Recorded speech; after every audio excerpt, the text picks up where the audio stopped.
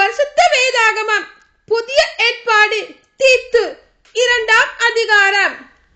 திருச்சபையில் பல்வேறு குழுக்களின் கடமைகள். நீயோ நலன் தரும் போதனையை கேட்ப பேசு.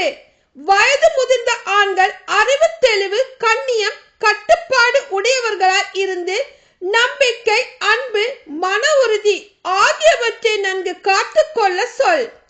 அவ்வாறு வயது முதிர்ந்த பெண்களும் தூய நடத்தை உடையவர்களாய் புறங்கூறாதவர்களாய் குடிவெறிக்கு அடிமை ஆகாதவர்களாய் நற்போதனை அளிப்பவர்களாய் இருக்குமாறு கூறு.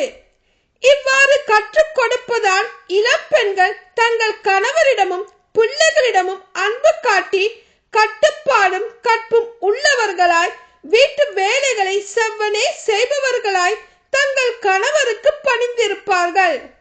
அப்பொழுதுதான் கடவுளுடைய வார்த்தை பழிப்புக்குள்ளாகாது. அவ்வாறு இளைஞரும் கட்டுப்பாடு உள்ளவராய் இருக்க அறிவுரை கூறு. நற்செயல்களை செய்வதில் எல்லா வகையிலும் நீயே முன்மாதிரியாய் இரு. நாணயத்தோடும் கண்ணியத்தோடும் கற்றுக்கொடு. யாரும் குற்றம் கண்டுபிடிக்க முடியாத நலன் தரும் வார்த்தைகளை பேசு. அப்பொழுது எதிரிகள் நம்மை பற்றி தீயென பேச எதுவுமின்றி வெக்கி போவார்கள். அடிமைகள் தங்கள் தலைவர்களுக்கு அனைத்திலும் பணிந்து நடந்து அவர்களுக்கு உகந்தவர்களாய் இருக்க வேண்டும்.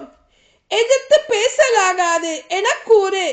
அவர்கள் கையாடல் செய்யாது முழு நம்பிக்கைக்குரிய நல்லவர்கள் என்று நடத்தையில் காட்ட வேண்டும். அப்பொழுது நம் மீட்பராம் கடவுளின் போதனை எல்லா வகையிலும் சிறப்பு பெறும். ஏனெனில் மனிதன் அனைவருக்கும் மீட்பராம் கடவுளின் அருள் வெளிப்பட்டுள்ளது.